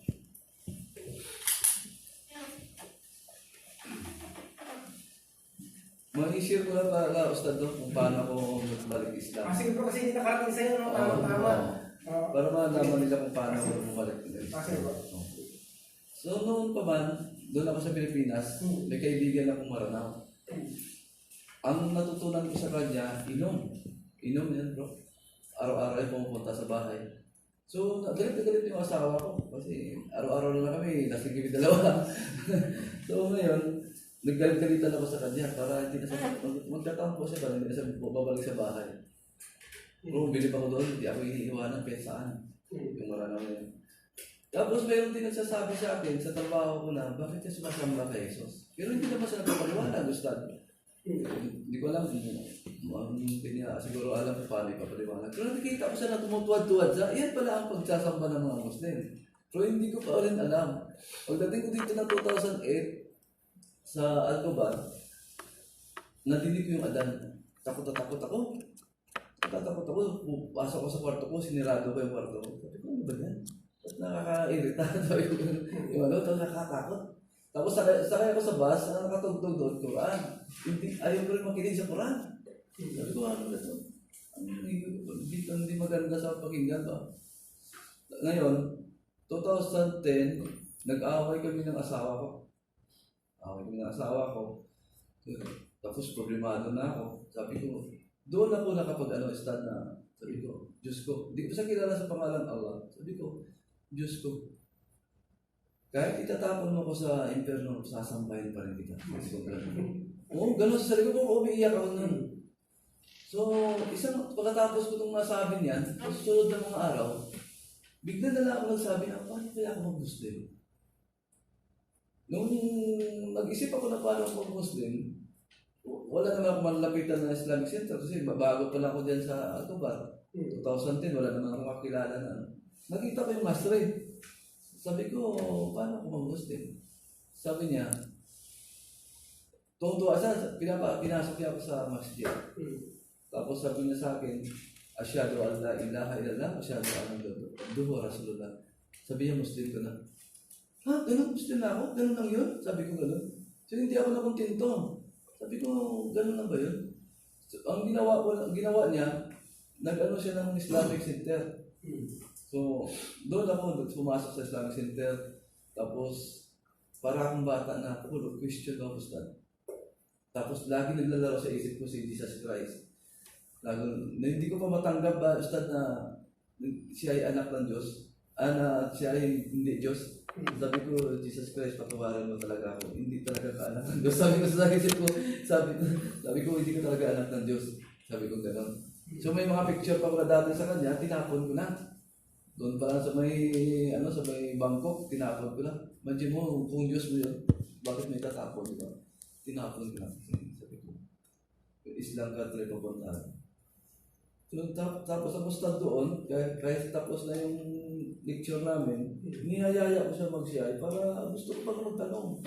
Kaya lumabas tuloy na akala niya na naghahanap ako ng kaalaman, siguro magpapatayo ka ng religion sa Pilipinas, no? Sabi niya sa akin, kasi tanong ako ng tanong eh. Kasi akala ko kasi ang kaalaman sa Islam, isang saksak lang sa utak natin, makukuha natin kagad, hindi pala. Napakalawak pala ang Islam, napakalawak ang kaalaman sa Islam. So, para akong bata na kahit na tapos na yung yung lecture namin, niyayaya ko siya mag-CI para makakausap ko siya. After 3 weeks, masaya ako, Ustad. Kinakapa ko yung bulsa, sabi ko, wala naman akong pera, bakit masaya ako? Sabi ko gano'n. Siguro dahil Muslim na ako, sabi ko gano'n. Tapos, ang dahilan ko sa asawa ko, para hindi sa mga asawa dito ngayon, na hindi pa nila alam yung pag-Islam yun, ito ang dinahilan ko. Sabi ko, delikado pala dito sa Saudi Arabia pag hindi ka Muslim. Nilirip dito lalaki. O sabi ng asawa ko, pag Muslim ka kasi mabuti ka pa naman kamalag ka babae dyan. Muslim ka. Sige, ikaw bahala kung Muslim ka. Iyan ang dahilan ko. Iyan ang dinahilan ko sa asawa ko. So pumasok ako ng Islam, nag-aaral ako, kinabahan ako ngayon kasi sabi ko, ito ng tunay na reliyon. Wala nang ibang reliyon ng tunay. Sabi ko lang, paano ka? Muslim na ako, ikaw hindi pa. At natatakot ako baka mamatay kayo na hindi kayo mga Muslim. Sabi niya, Muslim na rin ako. Natuwa ako kasi lagi ko dinuduwa sa masjid eh. Tanggapin ng asawa at anak ko yung Islam. So ang dula binigay niya alas para sa mga pamilya ko na hindi sila nag-alinlangan. Hindi ako nahihirapan. So sinahada ko siya sa computer.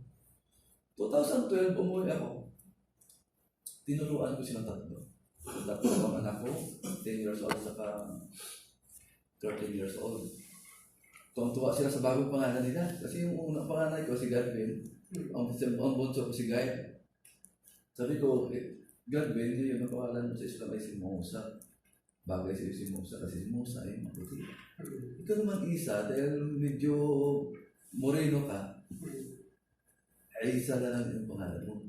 Si Jesus, ang ibig sabihin niya, si Jesus na ang Maria, ay Isa sa tuwang-tuwa sila sa pangalan nila. Tinuruan ko sila, Ustad. 1 week lang.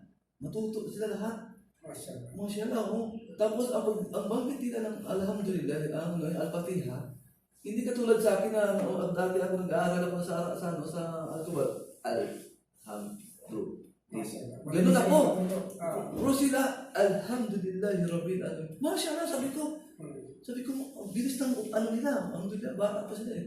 Tapos nagkabisa sila ng alif, yung alpabito sa Arabic. Sunod-sunod pa, alif, ba, sa, ako naman, hindi sunod-sunod. Kaya nagkabisa ako ulit ng alpabito. Sabi ko, naingkit ako sa mga anak ko na sunod-sunod yung pagkakabisado nila. Hanggang sa sabi ko mga anak, paborito nila yung baboy bro kumakain sila ng baboy, paborito nila yan. Ngayon, nandoon na ako, anak, hindi natin pwede kain pala ang baboy kasi marumi ito sa atin. Pinagbabawal ito ng Diyos sa atin. Pag bumibili ako ng ulam sa labas, Papa, baka may baboy Sila pa nagre-remind sa akin, mashallah, sabi ko. Tanong ko lang bro, sabihin na sa'yo, yung gabay sa inyo, nagmula din sa'yo sa sarili mo rin naman. Oo, nagmula kay Allah SWT talaga yung po. Yung tawfik din sa'yo, mashallah, tabarak. Hindi sa ibang tao na wala mo yung paliwanag sa akin. Mashallah, tabarak, alhamdulillah. Yun yung pamaraan din na kung paano malaman ang Islam. Kasi ikaw na mismo yung nagsisearch sa sarili mo, yung mashallah. Alhamdulillah. So 1 minute bro, karagdagan para Nung nag-Muslim na ako, marami na ngayon nagsasabi sa akin, magkano bang binayad sa'yo? Ganon yung mga kasama ko. Bakit ka nag-Muslim? Magkano bang binayad sa'yo? Mayroon pa doon nag-i-insulto sa akin. Nalit lang ako. Bakit nalit si Abdul Karim? Yun lang. Nag-sign of the cross sa loob ng masjid. Tawas na tawa. Ginagawa na ko ng istorya. Katatawanan.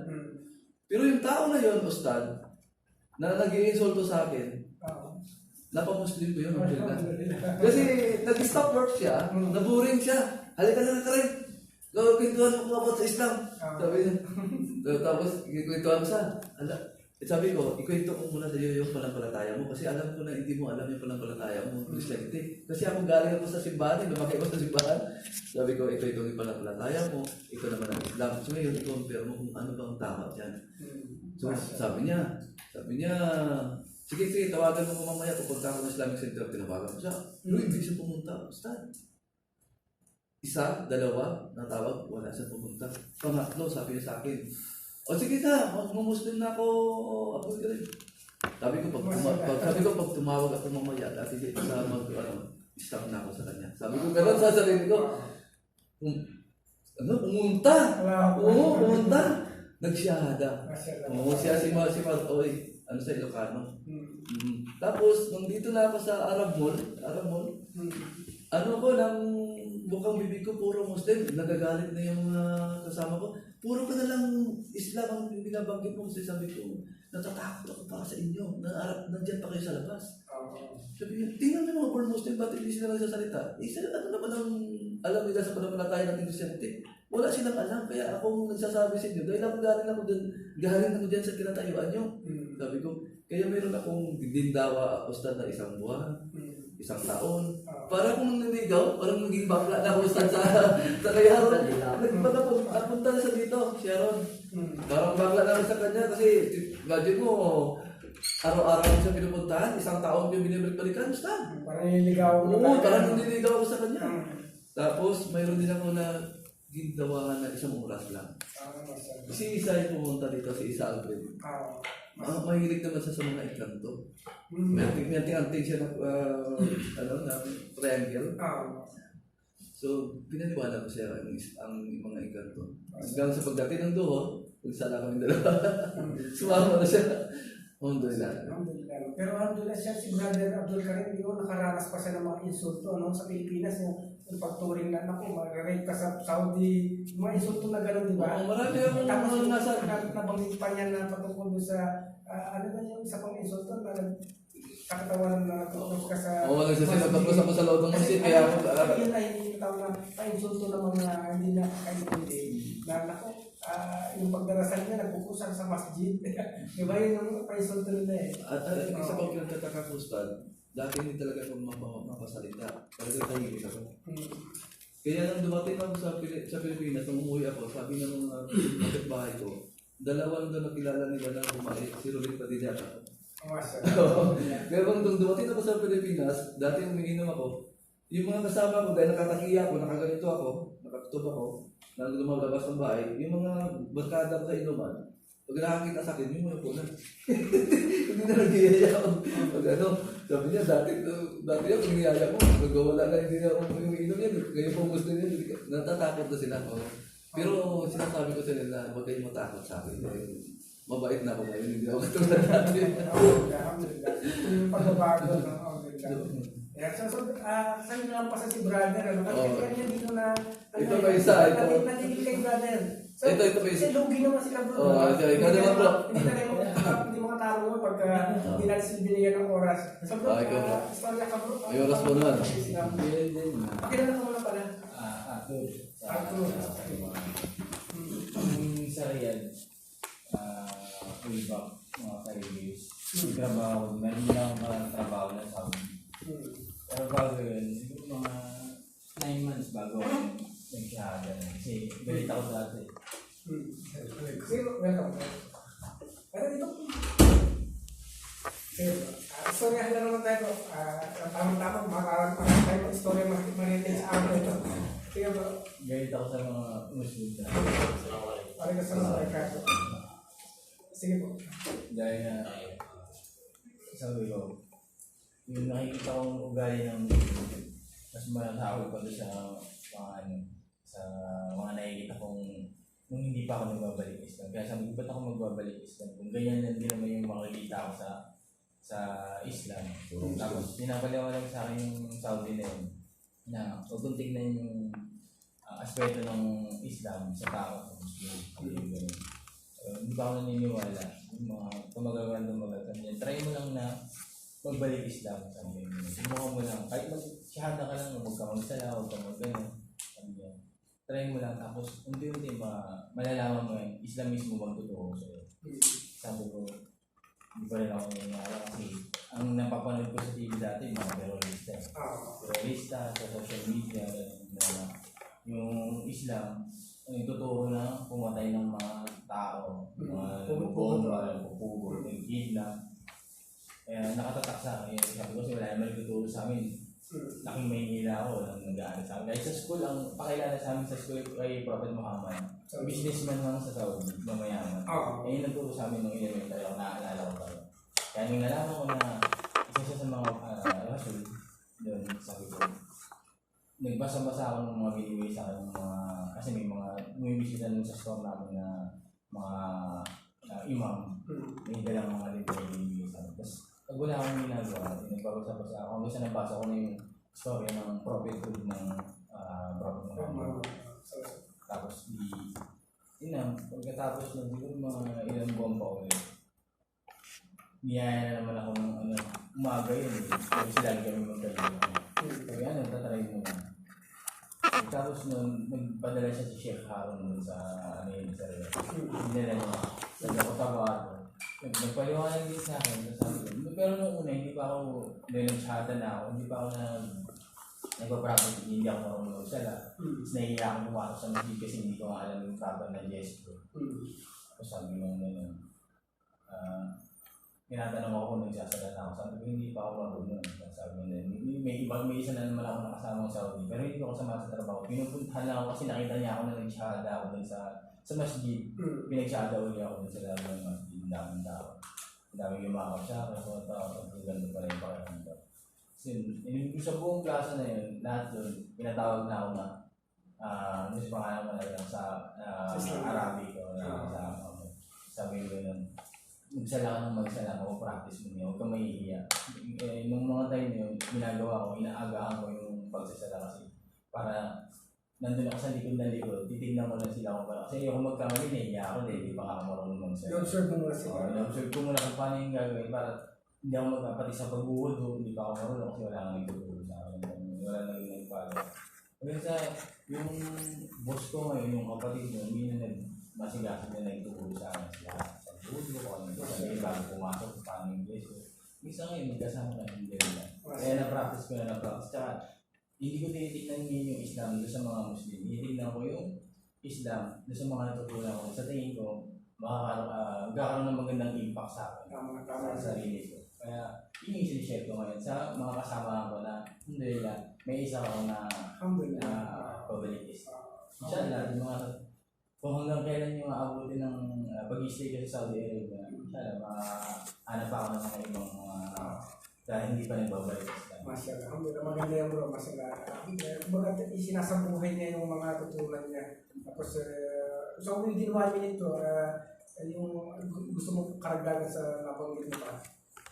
siguro, para makapag-balik Islam yung mga hindi pa nagbabalik Islam, una ipapakita natin yung imahe. Yung magandang imahe ng pagiging Muslim Tama. na sa paraan ng Islam. Tama. Tapos, hindi natin sila pwedeng pilitin, pero huwag tayo magsasawang magsalita. Kung wala katapusan yung pagdalaw. Exacto. Kasi kung magtitigil ka, paano pa yung ng propeta sa atin na ilang libang taon Tama. hinahanas bago wala pang naniwala. Exacto yun. Masyaallah. Tabarakallah. Alhamdulillah. Masyaallah. Tabarakallah. So, actually, si brother tapos ka nang nag-share, ano? Si Kuya. Kuya, Dalawa lang sila ako. actually, realize natin ipakilala si Kuya. Ano pangalan ko? Si Serge. Kuya Serge. So, si Kuya Serge, taga saan po sa Pilipinas? Bicolano. So, bro, konting kwentuhan lang. Sabihin, of course, kilala niyo si Abdulaziz, di ba? So, sabihin, na-invita niya kayo? Or ano yung... Ngayon lang ako inibita niya ako dati, tapos ngayon lang ako nakasama. So, first time akong maka-attend ng Ang ganito, masyaallah. Tabarakallah. kaya wala pa akong kumbaga sa under observation. Under observation, masyaallah. Welcome po kayo dito, alhamdulillah. Masyaallah. Kumbaga, bro, BGC po kasi may nag-observe sa atin, di ba? Actually, si brother ay hindi pa siya, hindi pa siya Muslim. So, alhamdulillah, kumbaga in-observahan niya tayo. Alhamdulillah, pinakasinasabi natin na yung pamamahaan ng Allah subhanahu wa ta'ala ba na kung paano nakarating sa kanyang Islam. Sa akin naman pahabol, Okay. parang si Brad, Si Kuya. Brad, ano pangalan mo daw? Arthur. Okay. parang sa kanya din, marami akong doubts tungkol sa Muslim kasi tulad ng, hindi ko alam kung may mahirap bangitin eh. Opo. Yung mga napapanood natin na mga sa TV, gaya sa ibang bansa na pag hindi ka Muslim, di ba, kinikidnap tapos pinutulog na ako. Parang nandun sa akin yung, bakit gano'n? Di ba marami kang doubts? Yung question na yun. Oo. Tapos sa atin, sa parting, Mindanao, ganyan. Yung kaguluhan sa Sa South. maguluhan. Bakit gano'n? Bakit isa sila sa mga, Nagpo-promote ng isang balita, ano po, yun ang sinasabi nila. parang daming doubts ba? Daming gumugulo sa bakit kailangan natin mag-Muslim? Bakit kailangan natin Masyaallah. Tabarakallah. parang gano'n. So, sa ngayon parang ano pa ako yung, alam mo na, Nag-iisip-isip pa yan sa lahat. So, Kuya, first time kayo talagang nakapakinig ng patungkol sa aral ng Islam. Alhamdulillah. So, ilang taon na po dito sa Saudi Arabia? Matagal na ako dito, bali nag-exit ako ng 2018, tapos pumunta ako ng Abu Dhabi, tapos yung missionary doon. Binalik ka pa rin dito ni Allah. Actually, Riyadh ako, tapos pumunta ako ng Jeddah. Kasi dito talaga ako sa Jeddah naka-base doon. Binalik ka dito kasi hindi mo pa nakuha yung Islam eh. Alhamdulillah. Siguro. So, siguro sa pagkakataon ito, bibigyan lang ng istorya kay Brother Abdullah. Marami pa naman tayong oras bro, 10:57. So, kasi talagang naulit-ulit yung patungkol sa Islamophobia talaga, pangumugot ng ulo, bakit na i-involve yung mga kapatid sa Pilipinas na patungkol sa sila para sa balita kasi sila yung nagpo-promote ng kaguluhan, lagi sila na-involve parang ganon. So, mga kasagutan dito ng mga pagliliwanag kasi alhamdulillah masyadong bismillahirrahmanirrahim. Nawa itong sasabihin ko ay makapagbukas at makapagliwanag sa mga sarili natin na mga kung ano man yung bumabagabag sa ating kaisipan at yung sabi nga natin na nagiging Islamophobia na tinatawag. Maling impresyon sa Islam. lalo na sa mga Muslim. So ngayon, katulad na nababanggit mo kasi identify natin yung salitang Muslim. So ang Muslim ay salitang wikang Arabic pa rin ito. Na nangangahulugan to na napakaganda ng kahulugan ng Muslim eh. Tingnan niyo ang kahulugan niya na sinasabi sa ng Tagalog. Siya yung tinatawag na sumusuko, tumutupad, nagpapakupop sa batas ng Allah. Siya natawag mo. Napakaganda ng kahulugan niya. Kumbaga, very religious. Kumbaga, kung ano lang talaga, the word Muslim is very religious talaga siya. Yun yung identity sa kanya. Madaling maunawaan. Sumusuko, tumutupad sa kagustuhan ng Allah. Kaya nga ito na ngayon. Ang question ngayon, bakit may mga Muslim no, na hindi naman religyoso, hindi naman yata sumusunod. So ngayon, tingnan nyo, lawakan natin yung kaisipan natin, open mind natin, bigyan natin ng konting pakunawa. So ngayon po, ang Muslim ay tao lamang. Ano po? Tao lamang siya. Na ang tao ay maaaring magkakamali siya. Magkakasala siya. Given yun, lahat naman talaga. Kaya sinasabi sa kaproses lang, lahat ng angkan ni Adan, no? Tayo mula kay Adan lahat ng angkan ni Adan ay nagkakasala. No? So given na talaga nagkakamali ang mga tao talaga. Specifically ang Muslim na sinasabi nga sa yung tao.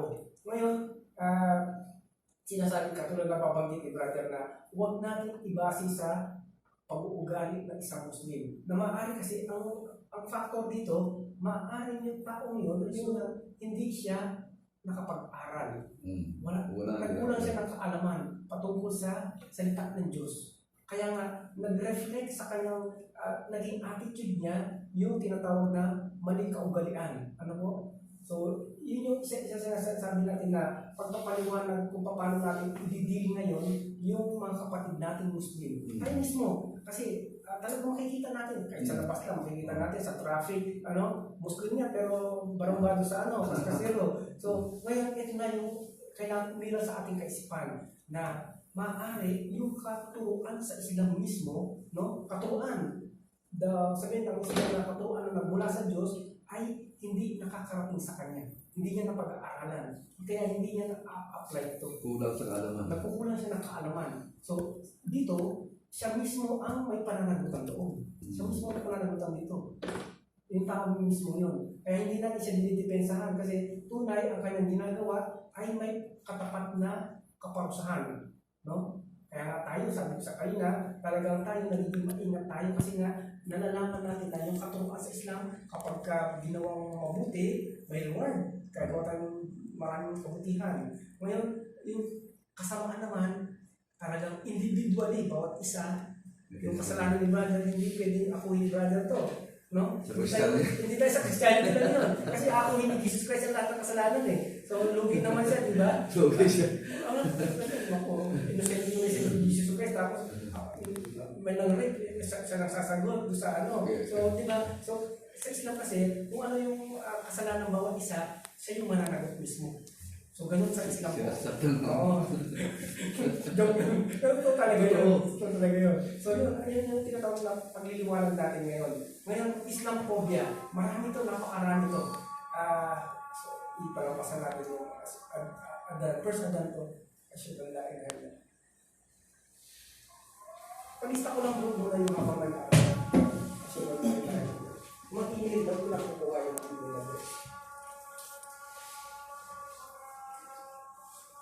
should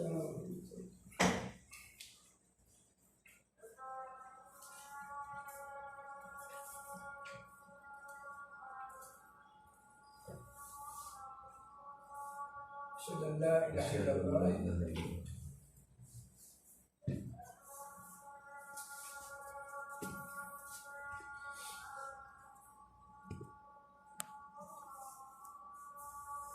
asyhadu an la ilaha illallah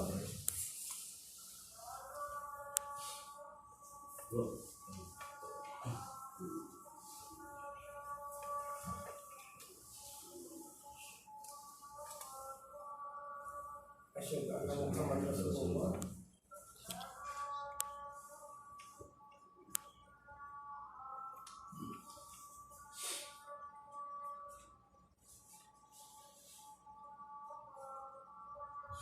Asyhadu anna Muhammadar Rasulullah.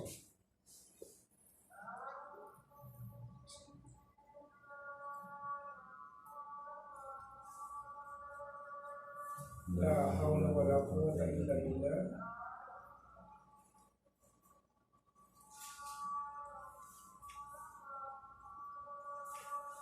La hawla wala quwwata illa billah. Bro, hindi ka nainitan dyan. Pwede kasi baba yung ano. Hindi, okay lang. Okay lang ka na. La hawla wala quwwata illa billah. La hawla.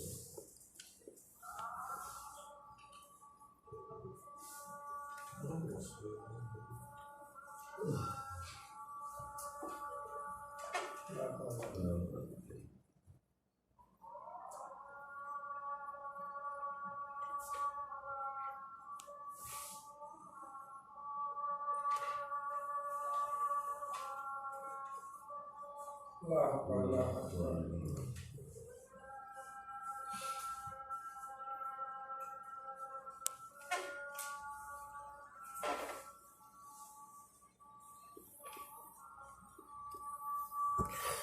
La ilaha illallah Muhammad Rasulullah. So, alhamdulillah, sa pagpatuloy natin yung patungkol sa Islamophobia, naging topic natin yung masyadong napakaganda kasi nito actually. Ano siya, medyo complicated itong topic na to.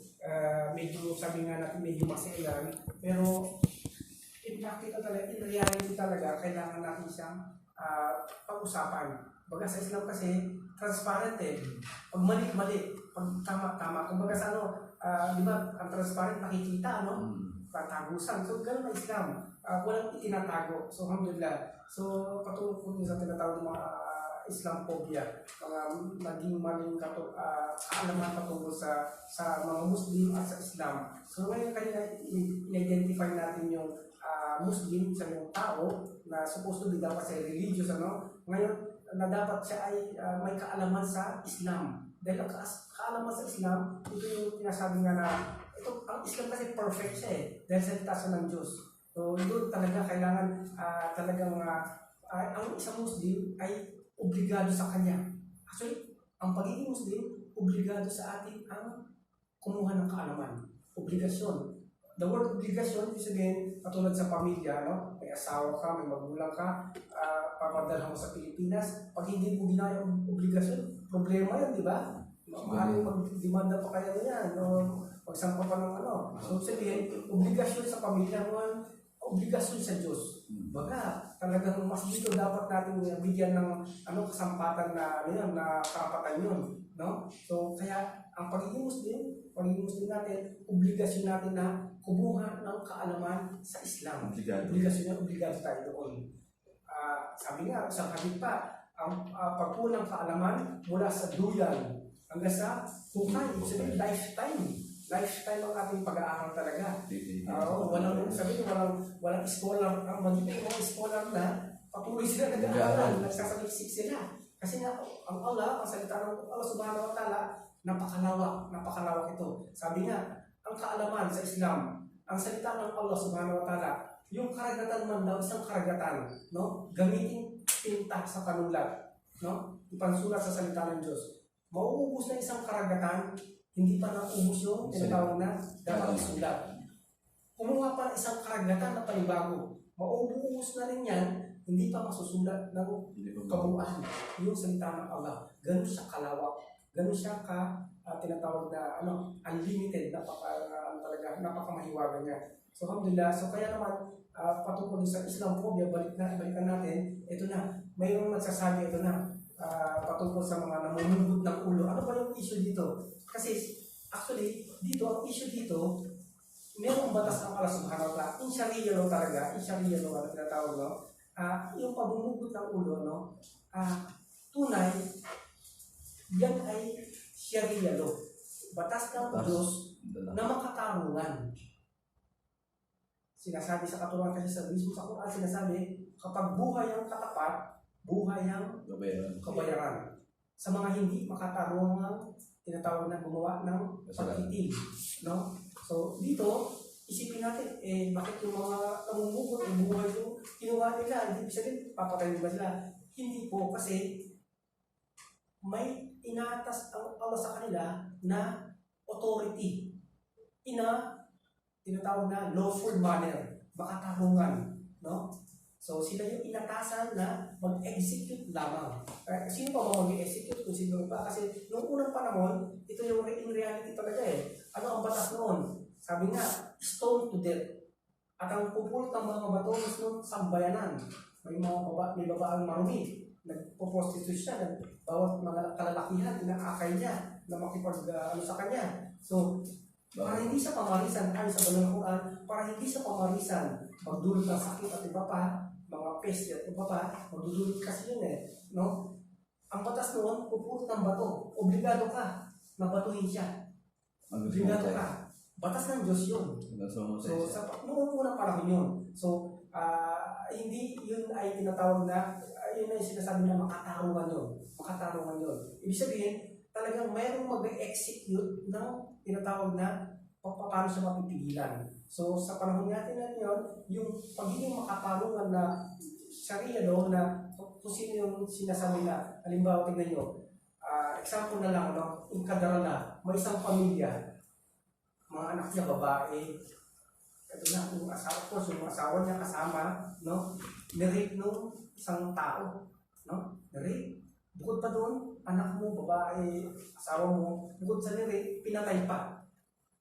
Ngayon, tingnan nyo, paano magiging makatarungan ang tinatawag na ginawa niya sa tao yun, sa pamilya.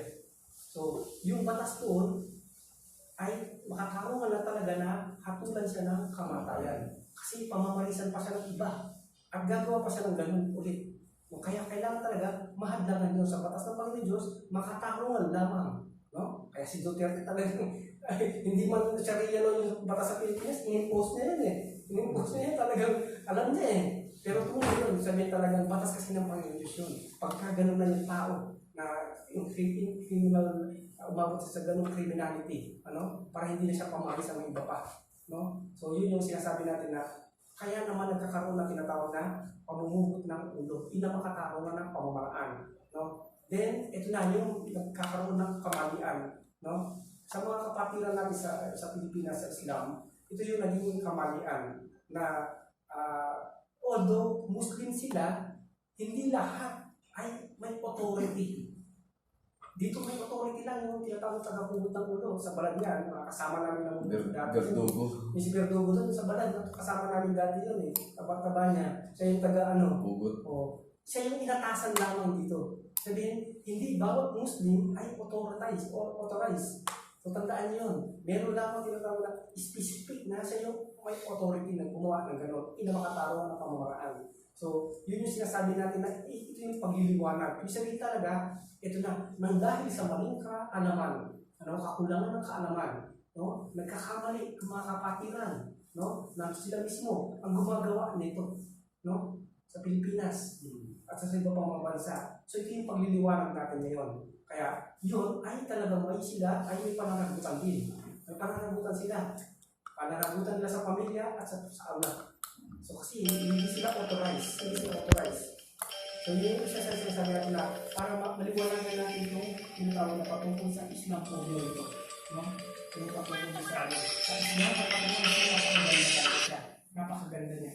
So talagang inaano siya in a rightful manner at saka lawful manner siya. Ayun. Nandito ako sa kabilang kwarto. Kaya tignan niyo po dito, in reality talaga dito. Of course, aware tayo sa social media, napaka-bilis ang balita nito.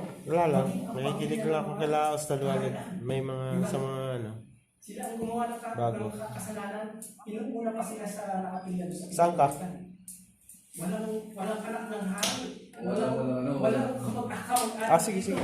Kasi batas ng Diyos, hindi nila pwedeng Dito ako sa taas. Hindi nila pwedeng labagin.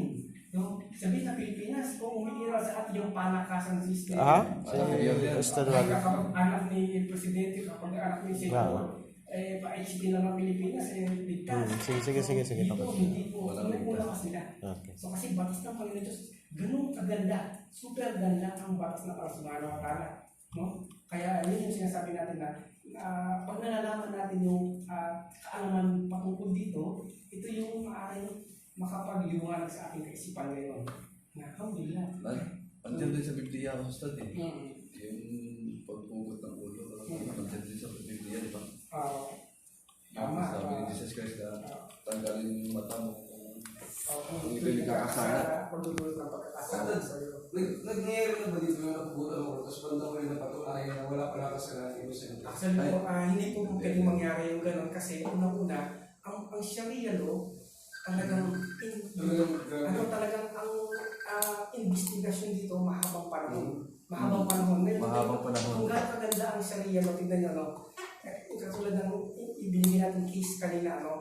Pamilya, inabuso, or something. Tapos kung Muslim man yun o hindi Muslim, talagang mananagot siya. Ngayon, halimbawa, ikaw, or something na, halimbawa ako, example na kagarala, no? Sa akin nangyari yun. Ngayon, yung nakapatay, authorize siya na makiusap sa akin. Patawarin mo ako. Sa nagawa ko, nagsisisi na ako sa Allah Subhanahu wa Ta'ala. Patawarin mo ako. So, sa katuruan sa Islam, kapag tinatawad ko siya, napakalaki ng reward ko sa Allah. Pagka tinatawad ko siya, nangyari yan sa, sa social media sa Pwede siya matawarin. Indonesia. Natinig ko ata. Pinatawad niya talaga. Pinatawad niya yung nakapatay doon sa anak niya. Na nagdi-deliver ng something na product na parang food o anong klaseng pagkain yun.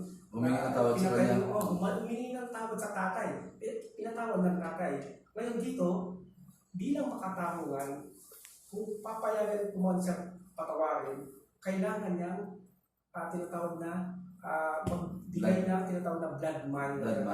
Of course, anak mo yun, lahat-lahat, kung magdodoktor man yun, di ba? Di ba talagang, kung tutusin na may magiging, magiging future siya at contribution pa sa ekonomiya or something. Kaya kailangan siya magbigay ng tinatawag na blood money. So, yun talagang batas dito yun.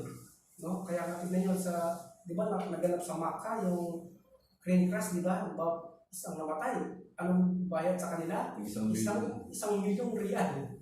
Isang tao yung namatay. Isang tao lang yun, ha? Yun ang binayaran sa bawat namatay na yun. Accident pa lang yun. Pero ininupush yung tinatawag na Sharia law doon. Napakaganda talaga. Napakamakatarungan. Sa Pinas ka, wala na.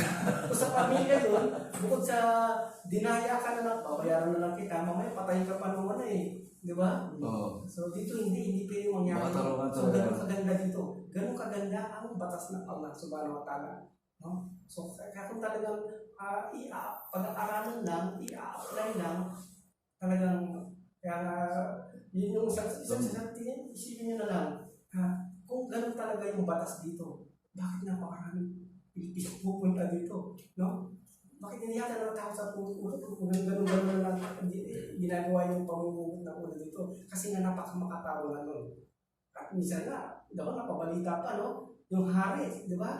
Siya pa mismo nagbayad doon sa, parang yung Pilipina is makalaya. No? Kasi napatay ng babae yung amo yata, tapos nakulong siya, yung hari mismo ang nagbigay ng blood money. Binayaran niya yung tinatawag niya para makalaya yung kabayan. So napakaganda talaga. Wala akong kaya napakarami nagbabalik Islam dito. Kasi sa kagandahan ng batas dito. So yun yung sinasasabi natin sa isang pagpapaliwanag din para maalis yung mga kinatawag na information, informasyon. Bagaman talagang sabi natin, nangyayari of course sa mga kababayan sa Pilipinas yun talaga. Nilalagay nila sa kamay nila yung batas, pero pananagutan po nila yun. Yun yung sinasabi natin. Dahil the fact of is, kulang sa kaalaman sa Islam mismo. Hindi nila nalaman, hindi nila, dapat obligados talaga. Obligados sa kanila yun. So, ganun kaganda at ka-fair ang Islam. Very transparent. Pag mali, pag tama. So, alhamdulillah. At kabilang tayo sa mga nagbabayad at inshallah, sa pamamagitan natin, bawat isa sa atin, may isa sa buhay natin ito. Inshallah. So, pwede na mag-istorya si Brother Abdullah ngayon. Tapos tayo ko para, kasi nandiyan ka sa side, para naman makita ka namin na so, makikita po natin si Brother Abdullah kung paano nakarating sa kanya ang Islam Inshallah. So, pakilala ka muna bro, then assalamualaikum. Assalamualaikum. Ako nga pala si Brother Abdullah.